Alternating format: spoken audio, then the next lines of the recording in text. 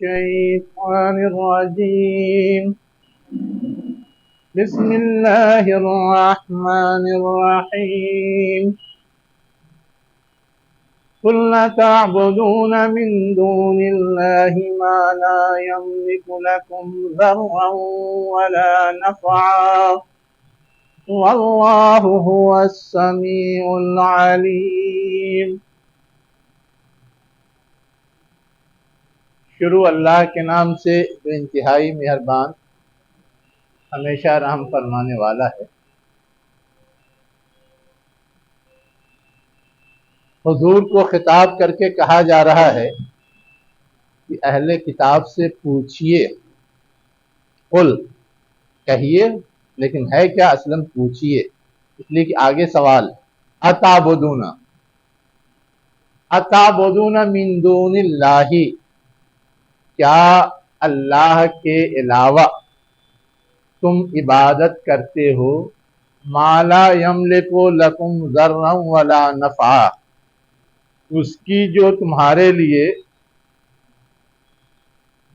طاقت نہیں رکھتا یا اختیار نہیں رکھتا نقصان کی اور نہ نفع کی، اور اللہ سننے اور جاننے والا ہے۔ یہاں پر اصلاً جو سوال اٹھایا گیا ہے وہ یہ ہے کہ اہل کتاب جن کی پرستش کر رہے تھے، پرستش کی بیس کیا ہے؟ کسی کی بھی پرستش کی جائے تو اس کے پاس کچھ پاور اور اختیار ہونا چاہیے۔ اب وہ عیسیٰ علیہ السلام کی کر رہے ہیں یا عزیر کی کر رہے ہیں یا مریم کی کر رہے ہیں یا جبرائیل کی کر رہے ہیں، جس کی بھی کر رہے ہیں، ان میں سے کسی کے پاس سیلف پاور نہیں ہے۔ زندہ ہے تو کچھ نہ کچھ تو کرتے دھرتے ہیں، اختیار نظر آتا ہے، لیکن وہ سب اللہ کا دیا ہوا ہے، ٹائم بینگ ہے، کبھی بھی اللہ چھین لے، بریک لگا دے۔ اصلاً معبود تو اسے ہونا چاہیے جس کے پاس سیلف پاور ہو، ایسا پاور کہ وہ اس پاور کا جب چاہے استعمال کر سکے، اور کسی کو نقصان پہنچانا چاہے یا فائدہ پہنچانا چاہے تو اس کے لیے وہ اپنے پاس اختیار رکھتا ہو، صلاحیت رکھتا ہو۔ اب یہ ذات جن کو وہ پوج رہے تھے، ان میں سے کسی کے پاس یہ صلاحیت نہیں تھی، اس لیے کہا گیا کہ ایسے بے صلاحیت یا بے اختیار یا نفع اور نقصان نہ پہنچانے والے کی عبادت کر کے کیا ملے گا، کیا فائدہ ہوگا؟ اس لیے گویا تم غلطی پر ہو۔ اس کے برخلاف اللہ تعالیٰ نے اپنا تعارف پیش کیا ہے، واللہ هو السمیع العلیم، اللہ کیا ہے؟ سننے والا ہے اور جاننے والا ہے۔ یہ جن کی تم پوجا کرتے ہو یہ سب تو مر چکے ہیں، مریم بھی، عیسیٰ بھی تمہارے لحاظ سے، اس لیے کہ وہ تو یہ سمجھتے تھے کہ وہ تو سولی پہ چڑھا دیے گئے، ہم سمجھتے ہیں کہ سولی پہ نہیں چڑھائے گئے، اٹھائے گئے۔ اور عزیر بھی لے دے کر کے کہا جا سکتا ہے کہ جبرائیل علیہ السلام کے مرنے کے بارے میں نہیں سوچا جا سکتا۔ اب جب وہ مر چکے تو تمہاری پکار، تمہاری دعا سنیں گے؟ تمہاری حاجت سنیں گے؟ نہیں سنیں گے۔ اور اللہ تعالی کہیں بھی رہو، تم کسی بھی طرح پکارو وہ سن لے گا۔ کسی بھی پکار کا جواب دینے کے لیے پہلی چیز تو ہے کہ سنا جائے، پھر نہ ایکشن کریں گے تو وہ ضرورت پوری کی جائے گی۔ تو ایک بات تو یہ اللہ تعالیٰ نے اپنے تعارف میں کہی کہ میں تو ہر جگہ کسی کی بھی بات سننے کی صلاحیت رکھتا ہوں، تم کہیں بھی مجھے پکارو گے، کسی بھی حال میں پکارو گے، کسی بھی لہجے میں پکارو گے، میں سن لوں گا۔ والعلیم، علیم مانے ہوتا ہے جاننے والا۔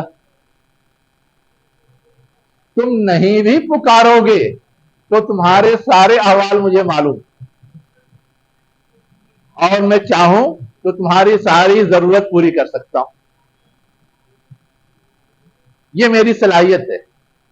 یہ میری پہنچ ہے، تو مجھے پوجا جانا چاہیے، اللہ کو پوجا جانا چاہیے، یا ان کو جو نہ سن سکتے ہیں نہ جن کی یہ رسائی ہے کہ وہ جب جس کو جو پہنچانا چاہے پہنچا دیں، یا ہر چیز کے بارے میں وہ باخبر ہوں؟ اس لیے اللہ تعالیٰ نے اپنے تعارف میں یہ بات یہاں بیان کی ہے۔ اس کے بعد آگے پھر ان کو سمجھایا جا رہا ہے، قل، آپ ان کو سمجھا دیجئے، بتا دیجئے، کہہ دیجئے، یا اہل الکتاب، اے اہل کتاب، لا تغلو فی دینکم، اپنے دین میں حد سے تجاوز نہ کرو۔ غلو کے معنی کیا ہوتا ہے؟ حد سے تجاوز کرنا۔ حد سے تجاوز کرنے کا مطلب یہ ہے، کسی چیز کی ایک نارمل قیمت ہے، اگر اس کا ریٹ بہت زیادہ بڑھا دیا جائے اسے بھی غلو کہتے ہیں۔ کوئی چیز بہت قیمتی ہے اس کو غالیہ کہتے ہیں عربی زبان میں۔ اب انہوں نے کیا کیا تھا؟ کچھ چیزیں جو حد کے اندر رہنی چاہیے تھی اس کو انہوں نے بڑھا دیا۔ عیسیٰ علیہ السلام تو نبی تھے نا، ان کو بڑھا کر کے خدا بنا دیا۔ مریم علیہ السلام تو نبی بھی نہیں تھی، بس ایک نبی کی ماں تھی، ان کو بھی بڑھا کے خدا بنا دیا۔ اور عزیر ایک مسلح تھے، ان کے نبی ہونے میں بھی اختلاف ہے، اس کو بھی انہوں نے خدا بنا دیا۔ جبرائیل میسنجر ہیں، نمائندے ہیں اللہ تعالیٰ کے، ان کو بھی خدا بنا دیا۔ تو یہ نارمل یا حد سے اونچا اٹھا دیا۔ ایک پہلو تو یہ ہے، اس کے علاوہ بھی ہے، اللہ تعالیٰ نے نارمل زندگی گزارنے کے لیے بھی کچھ ہدایات دی ہیں۔ عبادت کرو، اب عبادت ہی میں لگ جاؤ، باقی دنیا کے سارے کام چھوڑ دو، یہ بھی غلو ہے۔ جیسے رہبانیت عیسائیوں نے اختیار کی، وہ بھی غلو تھا۔ ترک دنیا اختیار کیا، غلو تھا۔ شادی ہی نہیں کریں گے، غلو تھا۔ ویسے ہی زندگی کے جو اور دوسرے معاملات ہیں، ان معاملات میں بھی وہ چھوٹی چھوٹی چیزوں کو بڑی بنا لیتے تھے، بڑی چیزوں کو معمولی سمجھتے تھے، وہ بھی غلو ہے۔ یہ میں نہیں کہہ رہا ہوں، عیسیٰ علیہ السلام کی زندگی میں خود ان کے جو ماننے والے لوگ تھے وہ ایسی حرکتیں کرتے تھے جس پر انہوں نے باضابطہ تنبیہ کی ہے، جو انجیل کے اندر مذکور ہے کہ تم اونٹ نگل جاتے ہو اور مچھر چھانتے رہتے ہو، یہ الفاظ ہیں اس میں۔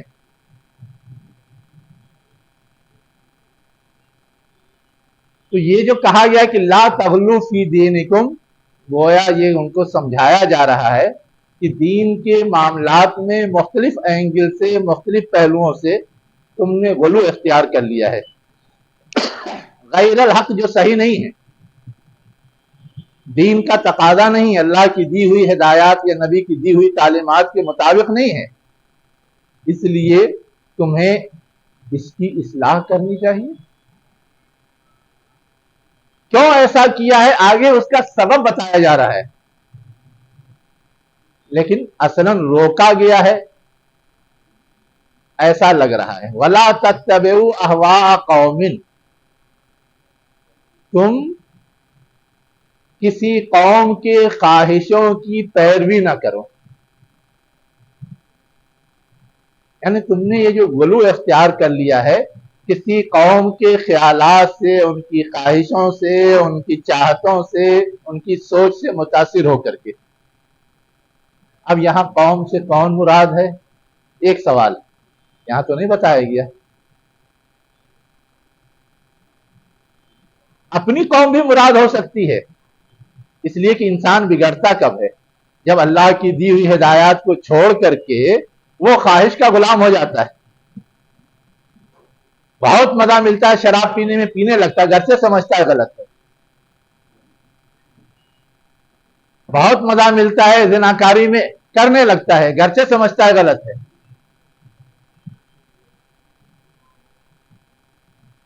لیکن ان کی تاریخ یہ بتاتی ہے کہ یہ جو بیماری ان کے یہاں تسلیس کی آئی یا اسی طرح کی اور دوسری بیماریاں آئی، یہ سب ان سے پہلے مصری قوم میں موجود تھی۔ جیسے انڈیا میں بہت برے قسم کا شرک پایا جاتا ہے نا، ویسے ہی مصری تہذیب اور کلچر میں پایا جاتا تھا، اور انہوں نے اس سے متاثر ہو کر کے اس کو قبول کیا تھا، جو خود ان کے ہسٹورین لکھتے ہیں۔ تو ایک رائے یہ بھی ہے کہ یہاں قوم سے مراد وہ مصری قوم ہے، اور ان کے ہاں جو شرک و بت پرستی کے بہت سارے انداز اور لچھن تھے، اس میں چونکہ جو لیڈر اور مذہبی پیشوا ہوتے ہیں ان کو کھانے کمانے کے بڑے مواقع ہوتے ہیں، جیسے ہمارے یہاں برہمن ہیں، پنڈت ہیں، وہ کہاں سے آئے ہیں وہ ایک الگ ایشو ہے ابھی، ہے نا، لیکن مزاج اور عمل تو ملتا جلتا ہے نا۔ تو اصلاً یہ فائدہ تھا جس کے لیے انہوں نے اس کو اڈاپٹ کر لیا۔ کہا جا رہا ہے کہ کسی قوم کی خواہشات کی پیروی کر کے جو تم گمراہ ہو گئے ہو اور دین میں غلو اختیار کر لیا ہے، بہت ساری غلط راہیں اختیار کر لی ہیں، اس سے باز آؤ، اس سے رک جاؤ، اس سے بچو۔ اس لیے کہ خود یہ مصری قوم کی تاریخ کیا ہے، یا خود بنی اسرائیل اگر مراد لیتے ہیں تو ان کی تاریخ کیا ہے؟ قد اضلوا من قبل، تم سے پہلے جو لوگ گزرے ہیں وہ خود گمراہ ہوئے اور انہوں نے دوسروں کو بھی گمراہ کیا ہے۔ اگر خود اپنی قوم مراد لیں تو بھی وہ مفہوم صادق آئے گا، اور اگر مصری قوم مراد لیں تو بھی وہ مفہوم صادق آئے گا، اس لیے کہ مصر کی تاریخ بھی اپنے اندر بہت اتار چڑھاؤ رکھتی ہے۔ ہمیں معلوم ہے موسیٰ علیہ السلام کے زمانے سے تو کم سے کم معلوم ہے، اس سے پہلے بھی معلوم ہے، اس کے بعد بھی معلوم ہے، اور آج بھی دنیا کے اندر بہت کچھ جو گیم کھیلے جاتے ہیں اس میں مصر کا رول ایک اہم رہتا ہے۔ یوں ہی امریکہ مصری فوجی حکومت کی سرپرستی نہیں کر رہی ہے اور سب کو اس کے پیچھے لگائی ہوئی ہے، اس لیے کہ مسلمانوں کے درمیان تاریخی اعتبار سے، اور جو اہل کتاب ہیں ان کے ہاں بھی تاریخی اعتبار سے مصر کی بھی اپنی ایک خاص اہمیت ہے، اور ہر ایک کا کچھ نہ کچھ تعلق اور لگاؤ اس سے کسی نہ کسی طرح کا رہا ہے۔ اس لیے بھی تو کہا جا رہا ہے قد ضلوا من قبل واضلوا كثيرا وضلوا عن سواء السبيل، کہ وہ اس سے پہلے گمراہ ہوئے، دوسروں میں سے بہتوں کو گمراہ کیا اور سیدھا راستہ چھوڑ بیٹھے، سیدھے راستے سے بھٹک گئے۔ اس لیے تمہیں ان کی اتباع سے باز آنا چاہیے، ان کی اتباع سے گریز کرنا چاہیے، اور جو صحیح راہ دکھانے کے لیے نبی آیا ہے حضور، اس کی اتباع کرنی چاہیے، یہ سمجھایا گیا ہے۔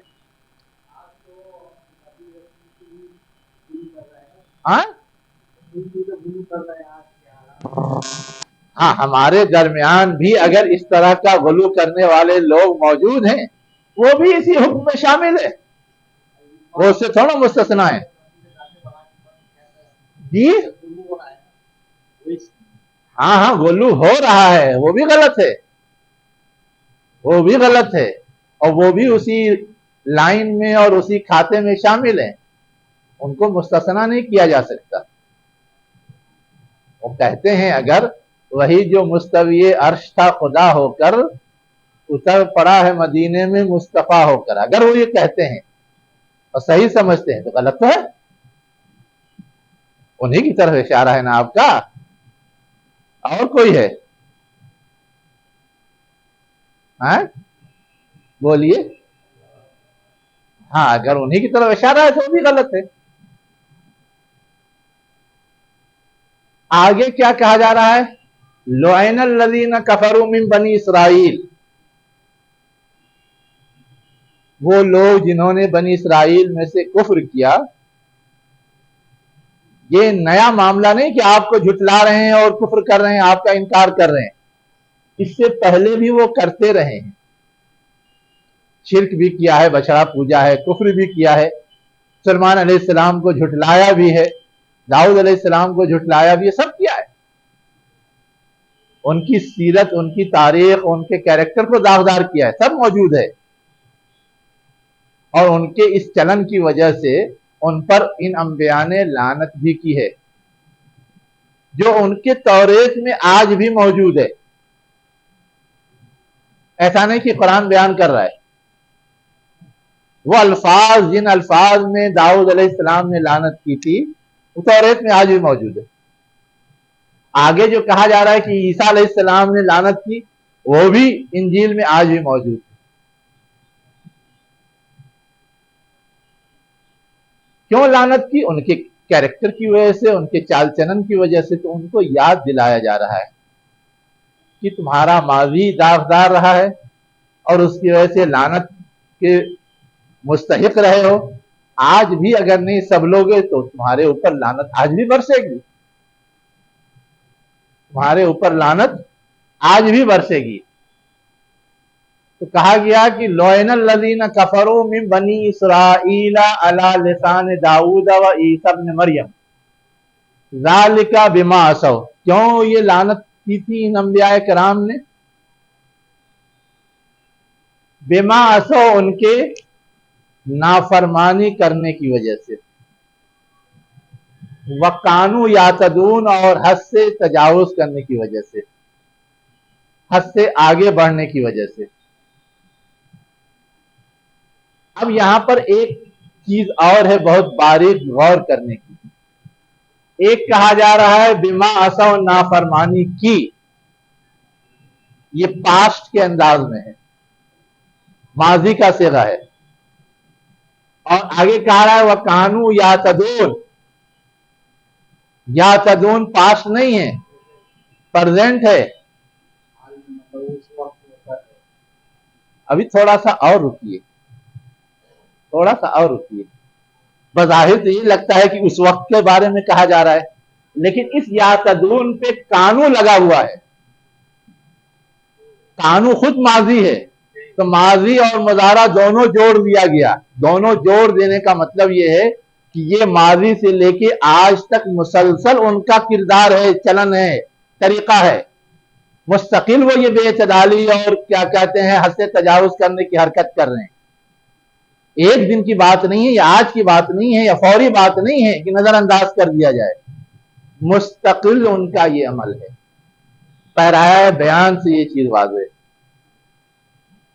کانو یعتدون، وہ حد سے تجاوز کرتے رہے ہیں. جب مفہوم کے لحاظ سے ترجمہ ہوگا تو یہ ہوگا. ٹھیک ہے؟ یہ بات کی لعنت کا مفہوم کیا ہوتا ہے یہ ہم لوگ پہلے سمجھ چکے ہیں، بار بار یہ آ چکا ہے، اس لیے میں اس کی وضاحت نہیں کروں گا. البتہ آگے اور کیا کہا جا رہا ہے کہ حد سے یہ جو تجاوز کرتے تھے اس کی شکل کیا کیا تھی. اس میں سے جو سب سے گھناؤنی شکل تھی وہ آگے بتائی جا رہی. کیا کہا جا رہا ہے؟ کانو لا یتناہون عن منکر فعلوہ. حد سے تجاوز کرنے کی شکل ان کی یہ تھی کہ جو برائیاں ہیں اور وہ اس میں مبتلا تھے تو اس برائی پر ایک دوسرے کو روکتے ٹوکتے نہیں تھے. یعنی گویا وہ صحیح ہے، کیا جا رہا ہے، درست ہے، اس پہ کسی نکیر کی، کسی گرفت کی، کسی سزا کی ضرورت نہیں ہے. اگر ایسا معاملہ ہو کہ برائی ہو، لوگ کر رہے ہوں اور روکا نہ جائے تو برائی تو اور بڑھے گی، اس کے اثرات بھی پڑیں گے. اور وہی چیز پھر لے دے کر کے ان کو آخر تباہی کے گڑھے میں ڈھکیل دے گی. یہی ہوتا تھا. اب یہ چیز ایسی ہے جو گویا ان کے وجود کے لیے بالکل آخری شکل تھی. کم سے کم اگر معاملہ ایسا ہو کہ لوگ برائی میں مبتلا ہیں تو کچھ لوگ ہیں جو ان کو روکنے ٹوکنے والے ہیں، گویا کم سے کم وہ بچے ہوئے ہیں. لیکن سب برائی میں مبتلا ہیں، کوئی روکنے ٹوکنے والا نہیں ہے، تو یہ چپ رہنے والے بھی دیر سویر اسے مبتلا ہو جاتے ہیں. ہر برائی، یہاں منکر لفظ استعمال کیا گیا ہے جو ہر ناپسندیدہ عمل کے لیے آتا ہے. بدعت بھی اس میں شامل ہے، ہر ناپسندیدہ عمل کے لیے آتا ہے. تو یہ مرض ایسا ہے جو قوموں کو لے ڈوبتا ہے. تو وہ مسلسل حد سے تجاوز کرتے رہے ہیں کہ مثال ہے، یہ کا اگزامپل ہے یہ کہ وہ برائی کے معاملے میں حساس نہیں تھے، برائی کے معاملے میں بیدار نہیں تھے. اس معاملے میں امت مسلمہ خوش قسمت ہے. لاکھ بگاڑ ہے، لوگ برائی میں مبتلا ہیں، لیکن اسی امت کے اندر ایسے لوگ بھی ہیں جو برا کو برا سمجھتے ہیں اور بولتے ہیں اور روکتے ہیں اور ٹوکتے ہیں، چاہے کوئی مانے چاہے مت مانے. اور یہی خوبی ہے جس کی وجہ سے اس امت کے حوالے سے یہ ضمانت ہے کہ یہ امت اس طرح تباہ و برباد نہیں کی جائے گی جس طرح پچھلی امتیں تباہ و برباد کی گئی. یہ اس امت کی خوبی ہے. وہ سب بھی سوچنے کے پہلو ہیں، لیکن جو ہمیں کرنے کا کام ہے، امت کے افراد کے کرنے کا کام ہے، وہ قرآن محفوظ ہو تو بھی اگر ہم نہیں کریں گے تو ہوگا کچھ نہیں ہوگا. ٹھیک ہے، اللہ تعالیٰ نے ہمارے لیے سہولیات اور وسائل فراہم کر دیے ہیں کہ ان چیزوں کو محفوظ کر دیا ہے، لیکن وہ محفوظ ہونے کے بعد بھی اگر ہم نہ کریں تو پھر موسیٰ علیہ السلام جس وقت نبی کی حیثیت سے تھے اس وقت نبی بھی موجود تھا، کتاب بھی موجود تھی، لیکن قوم کچھ کرنے کو تیار ہی نہیں تھی. قوم کچھ کرنے کو تیار ہی نہیں تھی. اللہ تعالیٰ نے اس کے باوجود ان کو 40 سال تک کوڑا برسایا وادی تیہ میں بھٹکا کر کے،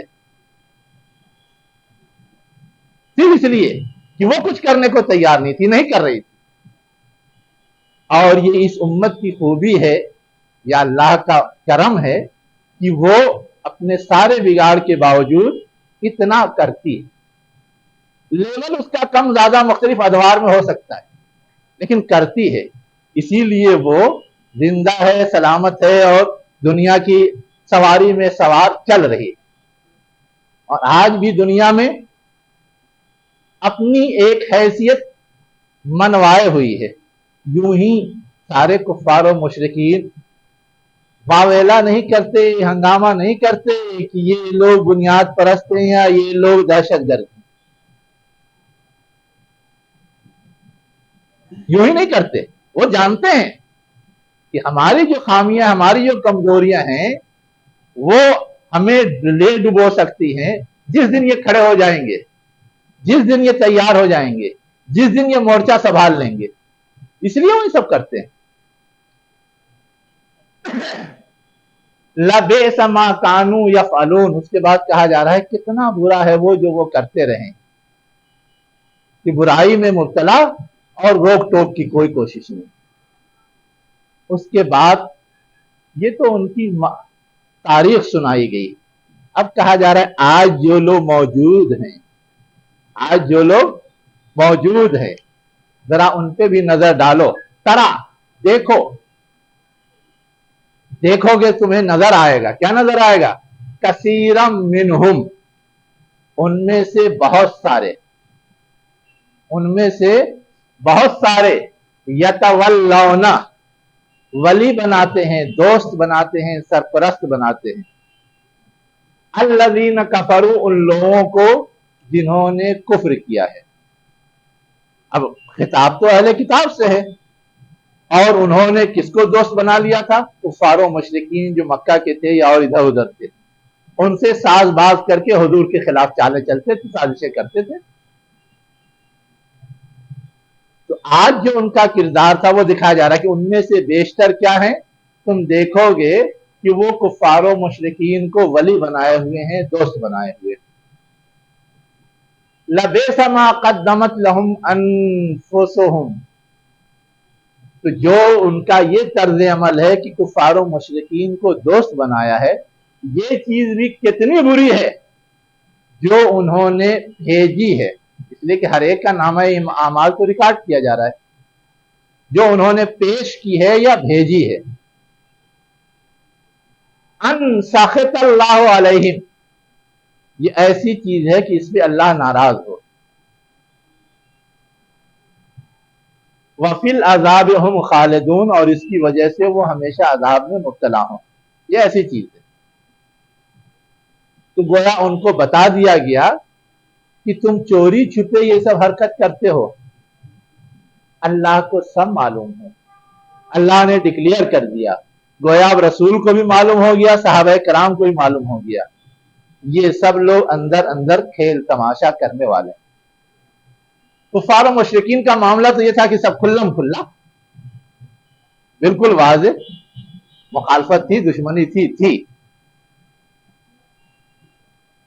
سامنے دشمن ہو اس سے بچنے کی ہم کچھ بھی تدبیر کر سکتے ہیں، نہیں کچھ تو لڑ کر کے مر سکتے ہیں۔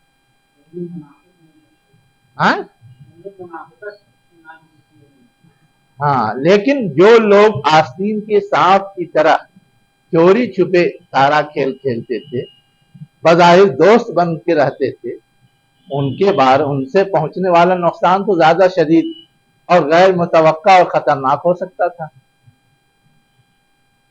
اسی لیے آگے یہ بات بھی واضح کی گئی کہ یہ زیادہ سخت ہے دشمنی میں۔ یہاں پر ایک بات اور ہے غور کرنے کی، ان سخط اللہ علیہم، اللہ ان سے ناراض ہو یا ان پر ناراض ہو۔ ایک چیز ہوتا ہے عذاب کا نازل ہونا، اور ایک چیز ہوتا ہے ناراض ہونا، ٹھیک ہے؟ ناراضگی فرسٹ اسٹیپ ہے۔ کبھی کبھی ایسا ہوتا ہے کہ ہم کسی سے ناراض ہوں، وہ سنبھل جائے تو ہماری ناراضگی ختم ہو جاتی، لیکن نہ سنبھلے تو اس کے آگے ہم قدم اٹھاتے ہیں، سزا دیتے ہیں یا جو بھی کرنا ہوتا ہے کرتے ہیں۔ تو یہاں بھی اس وقت جو لوگ موجود تھے ان کو یہ بات جو کہی گئی کہ اللہ تم سے ناراض ہو جائے، کا مطلب یہ ہے کہ فرسٹ اسٹیپ کی طرف پہلے ان کو اشارہ دیا گیا کہ تم نے اللہ کی ناراضگی کو مول لے لیا ہے، اللہ کی ناراضگی کو دعوت دے دی ہے، اور اگر ابھی بھی سنبھل جاؤ تو اللہ کی ناراضگی ختم ہو سکتی ہے، لیکن نہیں سنبھلو گے تو پھر ہمیشگی کا عذاب تمہارا مقدر ہے، پھر فائنل ہو جائے گا عذاب۔ اب آگے کیا کہا جا رہا ہے؟ اسی چیز کو سمجھاتے ہوئے کہ سنبھل جاؤ، ناراضگی کو دور کرو۔ وَلَوْ كَانُوا يُؤْمِنُونَ بِاللَّهِ، اور اگر یا کاش اگر وہ ایمان لائیں اللہ پر، نبی یعنی حضور پر، وما انزل الیہ، اور جو کچھ آپ کی طرف یعنی نبی کی طرف نازل ہو رہا ہے یعنی قرآن پر، اگر وہ ایمان لائیں، میں پہلی بات کہی گئی اللہ پر ایمان لائیں، دوسرا کہا گیا نبی پر ایمان لائیں، تیسرا کہا گیا کتاب پہ ایمان لائیں، اور چوتھی ایک بات کہی جا رہی ہے مَتَّخَذُوهُمْ اولیاء۔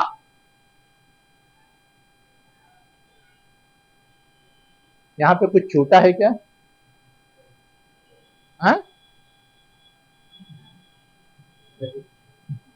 اچھا چلیے۔ اور اگر وہ ایمان لائیں اللہ پر، نبی پر، اور جو کچھ ان کی طرف نازل کیا گیا اس پر یعنی قرآن پر، مَتَّخَذُوهُمْ اولیاء، اور وہ نہ بنائے ان کو اپنا سرپرست، किन को? कुफारों मुशरिकीन को। ऊपर कहा गया हाँ?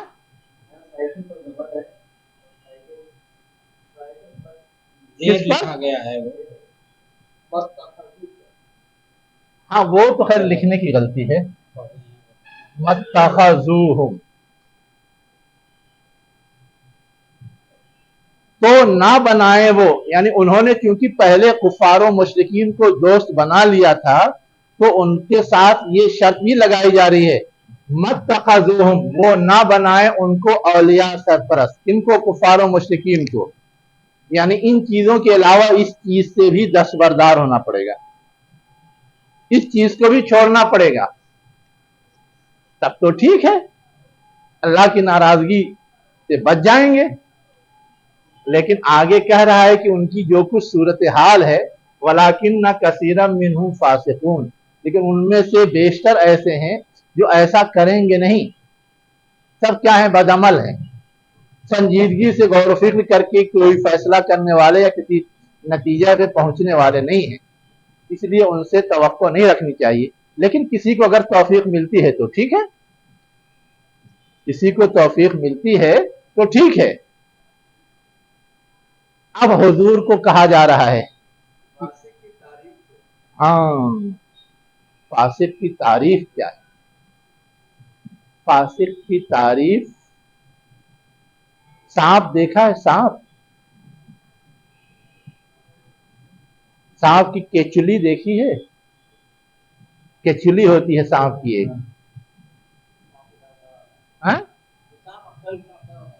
हाँ, यानी असल सांप का अपना की जो जसामत है उसके ऊपर एक खोल चढ़ा हुआ होता है ना? उस खोल से जो वो निकल जाता है, इसी को बोलते हैं फिस्क अरबी जबान में। असलन इस खोल से जो वो बाहर आ जाता है, अरबी जबान में असलन इसी को फिस्क बोलते हैं।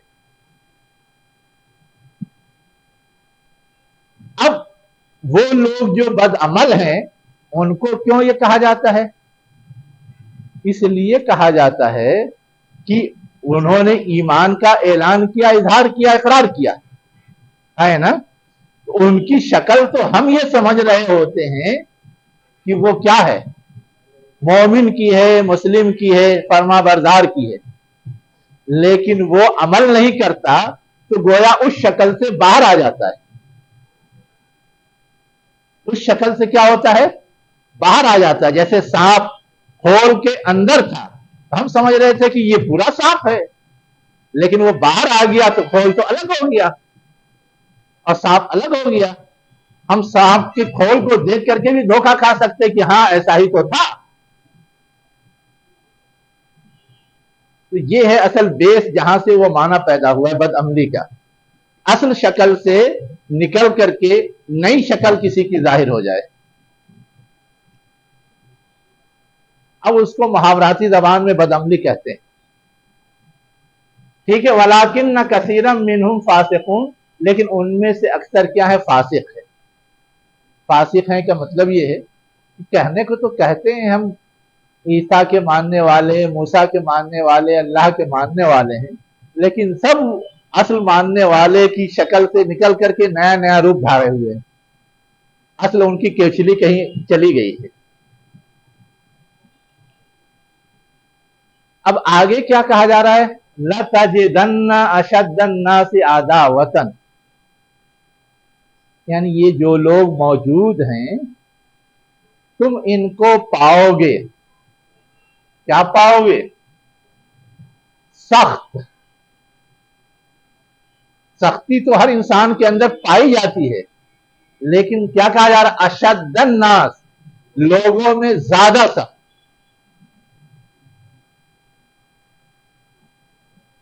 अदावतन, दुश्मनी में। दुश्मनी कर सकते हैं बहुत सारे लोग, लेकिन एक दुश्मनी होती है इंतहाई घिनौनी और एक होती है आम सी।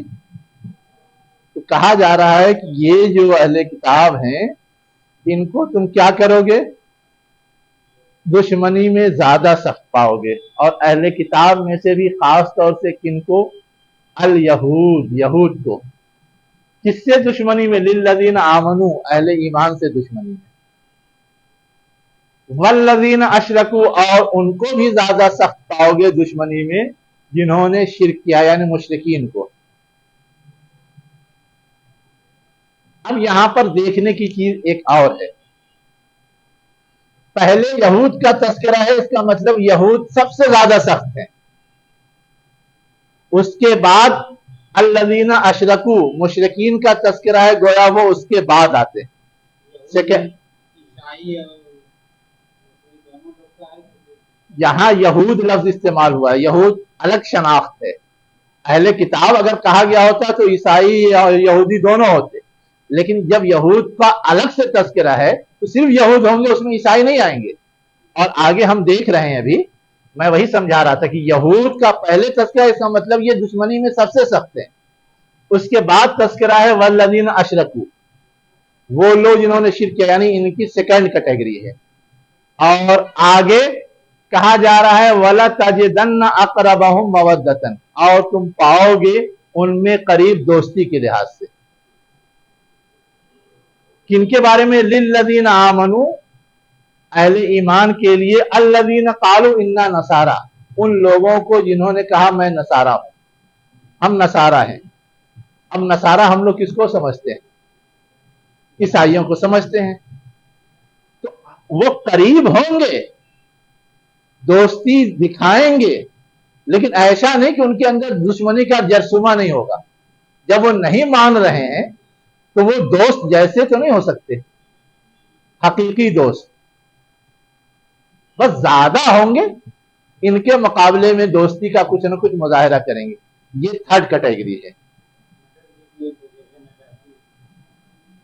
अब है ये कि तारीख अगर खंगाली जाए तो तारीख खंगालने में हमें ये मिलेगा कि यहूद ने तो लम्हे भर के लिए भी कभी कोई तायीद या सपोर्ट नहीं किया, हमेशा मुखालफत करते रहे, सबसे बड़े दुश्मन बन करके सामने आए। और किसी एक का भी इसमें इस्तिस्ना नहीं है। 3-4 कबाइल मदीने में थे वो, खैबर में थे वो, या जहां भी थे, सबका मामला वही रहा। हत्ता कि आसपास दूसरे ममालिक में जो हुक्मरां थे, उनमें जो यहूदी बैकग्राउंड से ताल्लुक रखते थे, उनका तर्ज अमल भी वही था। उनका तर्ज अमल भी वही था जो तारीख बताती। मुशरिकीन का मामला सेकंड नंबर का था। सेकंड नंबर का होने का मतलब क्या है कि मुशरिकीन में से ज्यादातर तो मुखालिफ ही थे, लेकिन कुछ लोग शिर्क पर होते हुए भी कुछ दूसरे असबाब से नर्म थे, जिसकी सबसे मोटी मिसाल शेब अबी तालिब। शेब अबी तालिब में जो लोग भी महसूर हुए थे, सब मोमिन नहीं थे। कबीले हाशिम के सारे लोग थे, जो ईमान लाए थे वो भी, और जो नहीं लाए थे वो भी। सिर्फ एक शख्स था जो नहीं था, अबू लहब, वो नहीं गया था।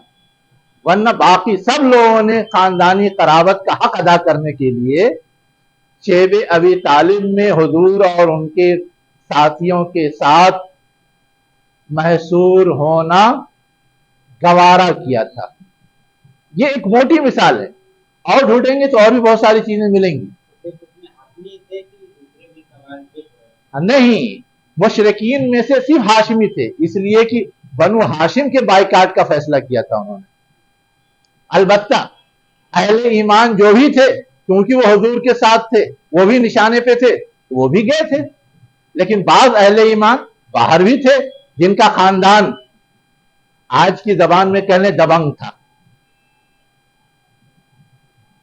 तो खानदानी असर रसूख की वजह से उनको फोर्स करके नहीं भेजा गया, तो उसकी वजह से वो थे बाहर।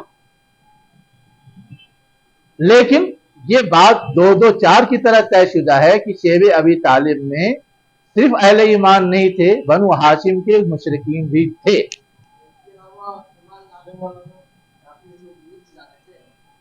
وہ ٹھیک ہے، ایمان لانے والوں میں بھی اکثریت تو مشرکین ہی میں سے آئی، یہود میں سے تو چند گنے چنے لوگ ایمان لائے۔ سوچنے کا ایک انداز وہ بھی ہے کہ ان کے یہاں کچھ کھلاپن تھا جس کی وجہ سے ان میں سے بہت سارے لوگوں کو ایمان لانے کی توفیق ملی، شروع میں بھی اور مستقل بھی، اس لیے وہ سیکنڈ کیٹیگری کے دشمن تسلیم کیے جاتے ہیں۔ اور نصارہ کے بارے میں کیا ہے؟ نصارہ کے بارے میں یہ ہے کہ مدینے کے اندر جو سنجیدہ لوگ تھے وہ ایمان لائے تھے، آگے اشارہ ہے بھی۔ اس کے علاوہ حبشہ میں بہت سارے لوگ ایمان لائے تھے، وقت کا بادشاہ بھی ایمان لایا تھا لیکن وہ چھپائے ہوا تھا، نجاشی سپورٹ بھی تو وہی کیا تھا۔ سپورٹ کیا تھا لیکن اس وقت اپنی مصلحت یا ضرورت کے تحت اس نے اپنے ایمان کا اعلان نہیں کیا تھا۔ البتہ جو صحابہ کرام ہجرت کر کے گئے تھے تو تاریخ یہ بتاتی ہے کہ وہاں حبشہ کے بہت سارے عیسائی ان اہل ایمان کے ذریعے بھی ایمان لائے تھے۔ چنانچہ حضور جب مدینہ ہجرت کر گئے اور وہاں سے بہت سارے مہاجرین مدینہ لوٹ کے آ رہے تھے، اس قافلے میں حبشہ کے عیسائیوں میں سے ایمان لانے والے بھی بہت سارے لوگ آئے تھے، تاریخ یہ بتاتی ہے۔ تو یہ بیک گراؤنڈ ہے اس بات کو سمجھنے کے لیے بطور مثال۔ ایک منٹ پہلے یہ آیت پوری ہو جائے اس کے بعد سوال کیجیے، ہو سکتا ہے آپ کے سوال کا جواب اس سے پہلے ہی آ جائے۔ تو میں کیا کہہ رہا تھا کہ یہ جو کہا گیا قالو انا نصارا، یہ گویا تھرڈ کیٹیگری کے دشمن تھے۔ ان میں کچھ لوگ تھے جو ہمدردی رکھتے تھے، حقیقت جانتے تھے، اور اس کی مثالیں بہت ساری ہیں۔ سلمان فارسی کو کس نے گائیڈ کیا تھا؟ بحیرہ راہب نے کیسے پہچانا تھا؟ بہت ساری علامتیں ہیں۔ ورقہ بن نوفل نے کیسے سمجھ لیا تھا کہ یہ وہی ناموس ہیں جن کی بشارت دی گئی تھی، اور یہ تھا کہ میں اگر زندہ رہا تو آپ کی مدد کروں گا۔ یہ جو ذہنیت تھی، یہ جو سوچنے کا انداز تھا، یہ بتاتا ہے کہ وہ ہمدردانہ سوچتے تھے اور ہم حقیقت پسند تھے۔ محمد صلی اللہ علیہ وسلم کو بچپن میں بھی پہچان لیے تھے جب وہ ہجرت پہ گئے۔ ہاں وہ تو ہے، وہی میں کہہ رہا ہوں کہ ایسے بہت سارے اشارات ہیں جس سے اس بات کی تائید ہوتی ہے۔ آگے کیا کہا جا رہا ہے؟ یہ نصارہ جو دشمنی میں کم تھے اور قربت رکھتے تھے اہل ایمان سے، اس کی وجہ کیا تھی؟ بِأَنَّ مِنْهُمْ قِسِّيسِيِّينَ وَرُهْبَانًا وَأَنَّهُمْ لَا يَسْتَكْبِرُونَ، کہ ان میں قسیس تھے۔ اب قسیس کا ترجمہ کیا کیا ہے لوگوں نے؟ کچھ پڑھا، مطالعہ کیا ہے؟ علماء کیا ہے۔ گوشہ نشینی اختیار، تو رہبان کا ترجمہ کیا ہو؟ عالم بھی ہے۔ راہب یا رہبانیت اس کو کہتے ہیں جو گوشہ نشینی اختیار کرتے ہیں، تو وہ تو رہبان کا ترجمہ ہوا۔ رہبانیت کے معنی ہوتا ہے نا دنیا چھوڑ کر کے گوشے میں چلے جانا، تو وہ تو رہبان کا ترجمہ ہوا۔ میں قسیس کا ترجمہ پوچھ رہا ہوں۔ عالم بھی ہے۔ عالم، اس کے علاوہ بھی کوئی ترجمہ کیا ہے کسی نے؟ عبادت گزار، وہ بھی تو رہبان کے مفہوم میں زیادہ آئے گا، اس لیے کہ جو یکسو ہو گیا، دنیا سے مطلب نہیں، وہ خوب سجدے کرتا ہے جس کو ہم عبادت گزار کہتے ہیں۔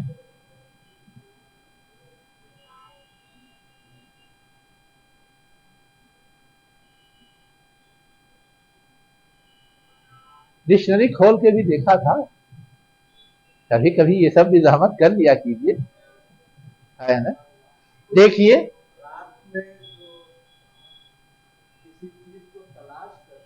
ہاں ہاں، اصل چیز کیا ہے؟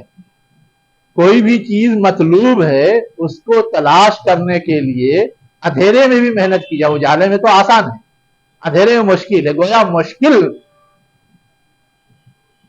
حالت میں یا مشکلات کو جھیل کر کے کوئی چیز ڈھونڈ نکالی جائے، یہ ہے اصل مفہوم۔ اب یہ کام ہمارے یہاں کی زبان میں کون کرتا ہے؟ ریسرچ کرنے والے، محقق، ہماری زبان میں اگر کہنا ہو تو اس کام کا صحیح مصداق کون ہوگا؟ ہے نا، ریسرچ اسکالرس، محقق، وہ عالم سے آگے کا ایک اسٹیپ ہے. عالم تو صرف جاننے والا، علماء تو صرف جاننے والے. ہاں، ریسرچ کا مطلب ہم گہرائی میں اترتے ہیں، باریکی ڈھونڈتے ہیں، یہ اصل مفہوم ہے. ورنہ عالم لفظ تو عربی کا تھا، قرآن میں آ جاتا عالم لفظ، لیکن کیوں یہ لفظ آیا؟ یہ سمجھانے کے لیے کہ جو لوگ گہرائی میں اترتے تھے، باریکی اور تہ میں جاتے تھے، وہ حقیقت کو پا جاتے تھے. اور ان میں جو پڑھے لکھے لوگ تھے، جو علم والے لوگ تھے، وہ محنت کر کے حقیقت پسند، حقیقت پا جاتے تھے، اور اسی لیے وہ حقیقت کے لحاظ سے گائیڈ کرتے تھے، جیسے سلمان فارسی کو کیا. پادری تو بہت سارے تھے، عالم بھی ان کے یہاں بہت سارے تھے، لیکن ایسے جو حقیقت تک پہنچنے والے ہوں اور حقیقت کو بیان کرنے والے ہیں، وہ ہے قسیسین. اور رہبان تو وہی ہے جو عبادت کے لیے یکسو ہوں. تیسری بات اور بتائی گئی ہے، وَأَنَّهُمْ لَا يَسْتَكْبِرُونَ. اس علم کے نتیجے میں اور اس بندگی کے طرز عمل کو اپنانے کے نتیجے میں ان کے اندر کبر نام کی چیز نہیں تھی. اور یہ یہودی، یہ تو اپنے آپ کو دنیا کا سب سے بڑا سمجھتے ہیں، جیسے ہمارے یہاں برہمن سمجھتے ہیں، اور ہر چیز میں وہ اپنے آپ کو برتر ہی منوانے کی کوشش کرتے ہیں، چاہے جیسے بھی ممکن ہو. تو وہ بیماری ان کے اندر نہیں تھی، اس لیے یہ اس معاملے میں نرم تھے. ایک پریکٹیکل سوال، یہاں تو حضور کے زمانے میں جو لوگ موجود تھے ان کے حوالے سے یہ کہا گیا کہ ان کا یہ طرز عمل یا رویہ ہے آپ کے سلسلے میں. سخت دشمن، درمیانی دشمن، ہلکا دشمن، جو چاہیے کہہ لیجیے. کہ آج جو لوگ ہیں وہ بھی ایسے ہی ہیں یا ان میں کوئی فرق ہے؟ یہ ہے پریکٹیکل سوال. وہی پوچھ رہے تھے تو آ گیا نا، آیا نا. آپ سے پوچھا جا رہا، آپ جواب میں جانتا ہوں کہ اب کیا سوال ابھر سکتا ہے. ہاں ہاں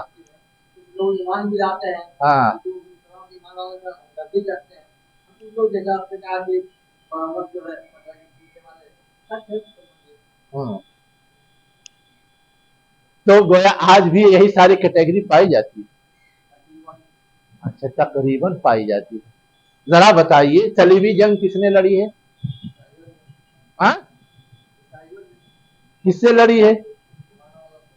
تب تو یہ تھرڈ کیٹیگری کا طرز عمل تھا. اور آج مغرب کی لیڈنگ عملی طور پہ کون کر رہا ہے؟ بیک گراؤنڈ میں تو یہود ہیں، لیکن عملی طور پہ کون کر رہا ہے؟ عیسائی. ٹھیک ہے، بیک گراؤنڈ میں وہ ہے، لیکن یہ کیوں اگلی لائن میں آ گئے ہیں؟ پچھلی لائن میں رہتے پیروی کرنے والے تو ٹھیک ہے، سیدھے سادے ہیں. دیکھا؟ ہاں، ارے آپ کے پھندے میں کیوں نہیں آئے، یہ سوال ہے نا. ارے آپ نے دوری اختیار کر لی، لیکن قرآن تو موجود ہے، اور ان کے مستشرقین کی پوری ایک لمبی چوڑی ٹیم ہے جو قرآن پر بھی، احادیث پر بھی، سیرت پر بھی ہمیشہ ریسرچ کرتی رہتی ہے. لیکن اس کے باوجود سارا مواد دشمنانہ ہی لوگوں کے سامنے لاتی ہے. کوئی تو سدھر جاتا اس میں سے. کہنے کے لیے کبھی کبھی اظہار کر دیتے ہیں، ہاں یہ بڑی اچھی چیز ہے، بڑا اچھا دین ہے، اظہار کر دیتے ہیں، لیکن ایمان کیوں نہیں لاتے؟ مانتے کیوں نہیں؟ وہاں تو بہت سارے لوگ ایمان لائے تھے. کون لا رہا ہے؟ کہاں؟ یورپ میں نصارہ ایمان لا رہے ہیں.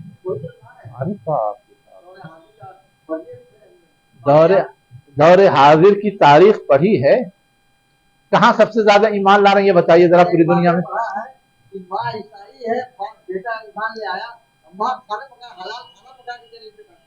अच्छा नाटक क्या लगता है कि हम जब भी ईमान वाला होता जब विश्वास बनाया है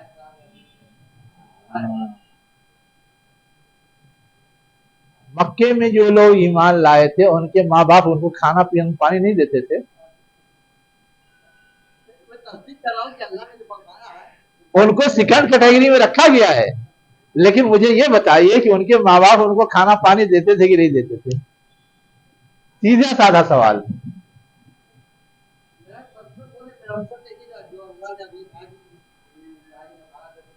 हाँ नहीं तो मैं उसी को समझाने के लिए आपके सामने सवाल रख रहा हूं कि आज के जो ईसाई हैं वो अपने पुराने ख्याल पर नहीं हैं, पुराने तसव्वुर पे नहीं हैं, पुरानी सोच पे नहीं हैं। उनको इतना ज़र आलूद कर दिया गया है कि वो उन्हीं जैसे हो गए हैं, इसीलिए उन्हीं का साथ देते हैं, उन्हीं के साथ सब कुछ करते हैं और वैसे ही उनकी सारी एक्टिविटीज हैं। इसलिए आज उनको थर्ड कैटेगरी में नहीं रखा जा सकता।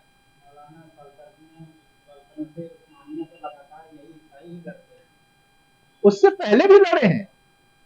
मुझे ये बताइए, हाँ ये लड़े हैं असल में है ये कि सलाहुद्दीन अय्यूबी से मार खाने के बाद है ना, यहूदियों ने अपनी हिकमत अमली बना ली कि हमें फेस टू फेस नहीं लड़ना है। तो जैसे यहाँ के बरहमन फेस टू फेस लड़ने के लिए कभी आगे नहीं आते। वो तो कहते हैं कि हमारा ये काम ही नहीं, ये काम तो सेकंड कैटेगरी के जो लोग हैं, छतरी हैं, वैश्य हैं, उनका है, वो लड़ेंगे, वो फौजी हैं, वो क्या कहते हैं इंतजाम के जिम्मेदार हैं, हमारा काम नहीं। और वो बैक में सारा प्लान बनाते हैं, सबको यूज करते हैं, सबको भड़काते हैं, सब काम करते हैं। हिंदुस्तान में भी जितने फसादात होते हैं पीछे कौन प्लान बनाता है मालूम है, लेकिन यूज किसको किया जाता है? हमेशा निचले तबकात को। कभी फेस टू फेस लड़े नहीं लड़े हैं, इसलिए कि हमको सारी तारीख याद नहीं है ना, ऐसा नहीं कि नहीं लड़े हैं, लेकिन आम जो पैटर्न या अंदाज उन्होंने अब अपना लिया है उसमें यह है कि वो फेस टू फेस नहीं, बैकिंग, हाँ बैकग्राउंड में, हाँ हाँ इसकी तशरीह असल में यह है कि असलन मोमिन से सबसे ज्यादा करीब है ना, लेकिन अब मोमिन के मुकाबले में सेकंड कैटेगरी में अगर किसी को रखा जा सकता है तो वो नसारा है। ये है असल मतलब।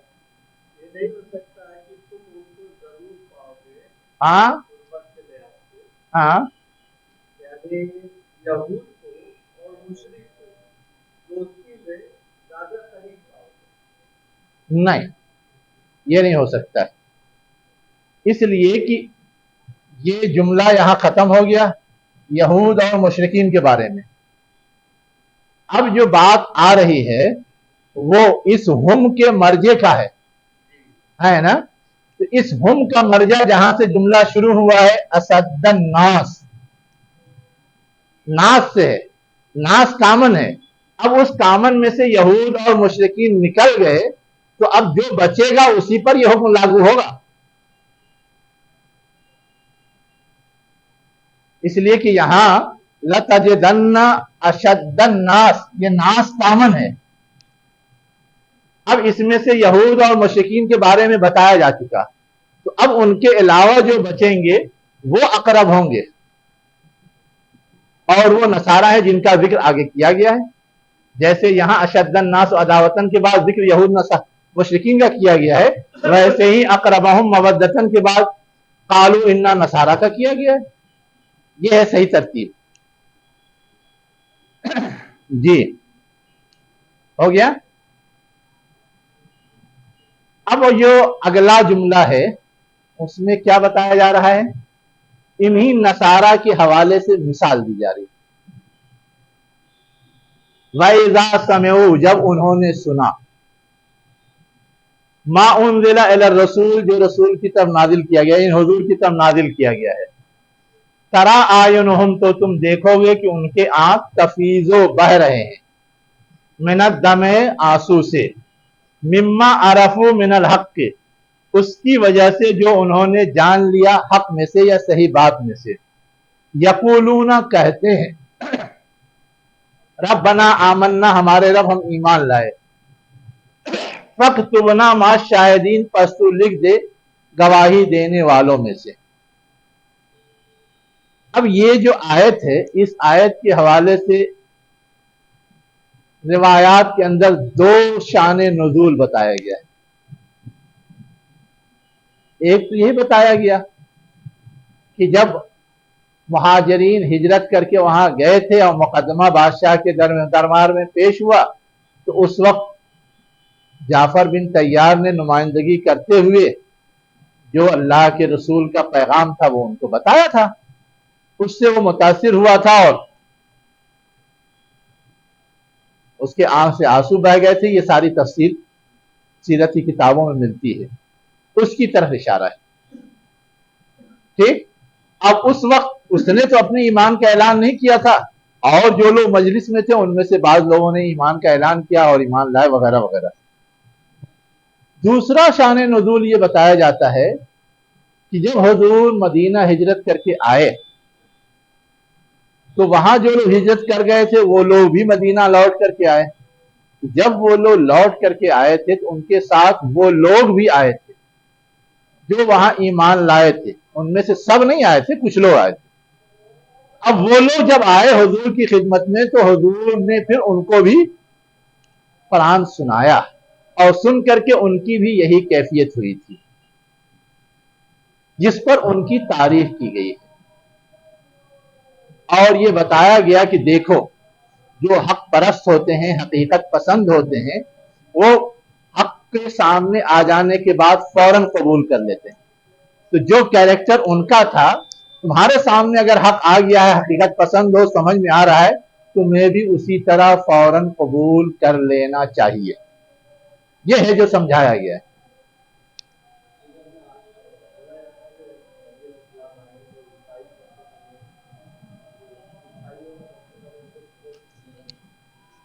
یہ کہا جاتا ہے نا، کہاں کس نے کہا وہ بھی تو ذرا بتائیے۔ کہنے کو تو شیعہ بھی کہتے ہیں کہ شیعہ سب سے پہلے مانیں گے۔ ہاں، ایسا کچھ ہے نہیں، نہ قرآن میں ہے نہ صحیح احادیث میں ہے۔ چلیے، تو اب ایسی کہی ہوئی بات میں انرجی ویسٹ کرنے کی ضرورت نہیں۔ آگے کیا کہا جا رہا ہے کہ وہ اتنا ہی نہیں کہیں گے کہ ہمیں گواہی دینے والوں میں لکھ لیا جائے، بلکہ وہ مزید کچھ کہیں گے۔ وَمَا لَنَا لَا نُؤْمِنُ بِاللَّهِ، ہمیں کیا ہو گیا ہے کہ ہم اللہ پہ ایمان نہ لائیں جب اللہ نے ہمارے لیے سارا انتظام کر دیا ہے۔ وَمَا جَاءَنَا مِنَ الْحَقِّ، اور اس چیز پر ایمان نہ لائیں جو ہمارے پاس آیا حق میں سے، یعنی قرآن پر، یا حقیقت کھول کر کے ہمارے سامنے جو رکھ دی گئی ہے۔ وَنَطْمَعَ، اور ہم نہ چاہیں کہ ہمارا رب ہمیں داخل کر دے نیک لوگوں کے ساتھ، کہاں؟ جنت میں۔ یعنی جب اتنے انتظامات اللہ تعالیٰ نے کر دیے ہیں، اب ہمارے لیے مناسب نہیں ہے کہ ہم اب بھی دور رہیں، اب بھی گریز کریں، اب بھی انکار کریں۔ ہمیں تو اب مان لینا چاہیے، اس لیے ہم یہ مان لے رہے ہیں۔ اب اللہ تعالیٰ پھر ان کو اس طرز عمل کا بدلہ کیا دے گا اس کا اشارہ دے دیا ہے۔ کیوں؟ تاکہ باقی لوگوں کو تشویق ہو۔ فَأَصَابَهُمُ اللَّهُ بِمَا قَالُوا، بس اللہ ان کو بدلہ دے گا جو انہوں نے کہا۔ کیا دے گا؟ جنات، باغات، تجری من تحت الانہار، جس کے نیچے نہریں بہتی ہوں گی، ان باغات میں وہ ہمیشہ رہیں گے، اور یہ ایسے ہی نیکوکار لوگوں کا بدلہ ہے۔ اور رہے وہ لوگ جنہوں نے کفر کیا اور جھٹلایا ہماری آیات کو، ان کے وہ جہنم والے ہیں، وہ جہنم رسید ہوں گے۔ تو گویا تشویق کا بھی پہلو بیان کر دیا اور ترہیب یا ڈراوے کا بھی پہلو بیان کر دیا، تاکہ کسی طرح سمجھ جائیں، کسی طرح قبول کر لیں۔ ایک بات اور ہے جو یہاں ہمارے اور آپ کے سمجھنے کی ہے۔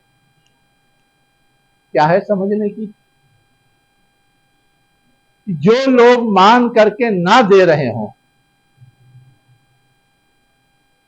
ان کو انہی کی تاریخ سے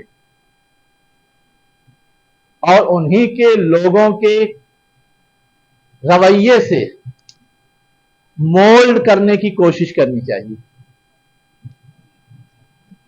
اہل کتاب مان کے نہیں دے رہے تھے نا، انہی کی تاریخ ان کو بتائی گئی، اس تاریخ میں جو اپ ڈاؤن ہے وہ بتایا گیا، اور پھر مولڈ کرنے کی کوشش کی جا رہی کسی طرح وہ حق کو قبول کرنے۔ ہمارا معاملہ کیا ہے کہ ہم لوگ اس ملک میں کام کر رہے ہیں، لیکن ہمیں یہاں کی تاریخ ہی نہیں معلوم، ہم یہاں کی تاریخ کا کوئی ریفرنس دے کر کے ہی ان سے بات نہیں کرتے اور اس کی روشنی میں مولڈ کرنے کی کوشش نہیں کرتے۔ ہاں، ذاکر نائک کر رہے تھے، صرف ذاکر نائک ہی پر اللہ تعالیٰ نے فرض کیا تھا، مجھ پہ اور ان پہ نہیں کیا تھا، ہے نا؟ وہ کر رہے تھے، سب کا ہو گیا، ہم سے اب اللہ تعالیٰ نہیں پوچھے گا۔ ہاں، کہہ رہے ہیں نا کہ فرض کفایہ میں، ہاں تو پھر تو ہم بھی کریں نا، میں تو یہی کہہ رہا ہوں، میں نے تو اسی لیے توجہ دلائی ہے کہ ہمیں بھی یہاں کی تاریخ پڑھنی چاہیے، اس کے اپ ڈاؤن کو سمجھنا چاہیے، اور اس میں ہمارے مطلب کی جو چیز ہے اس کی روشنی میں ان کو موڑنے اور مول کرنے کی کوشش کرنی چاہیے۔ یہی تو میں سمجھا رہا تھا۔ کس سے؟ ہم سے؟ آپ نے کہاں تعلیم حاصل کی ہے بتائیے؟ ہاں؟ کس ہندی میڈیم اسکول میں پڑھا ہے بتائیے نا ذرا۔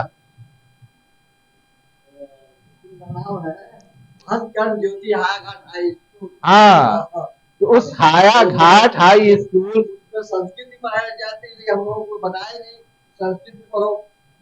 میں تو وہی کہہ رہا ہوں نا کہ ہایا گھاٹ ہائی اسکول میں جہاں آپ نے پڑھا ہے وہاں آپ کے ساتھ پڑھنے والے بہت سارے مسلمان تھے، اس لیے کہ وہ مسلم بہل علاقہ ہے، وہاں کی زبان میں ہے نا، میں جانتا ہوں وہ علاقہ۔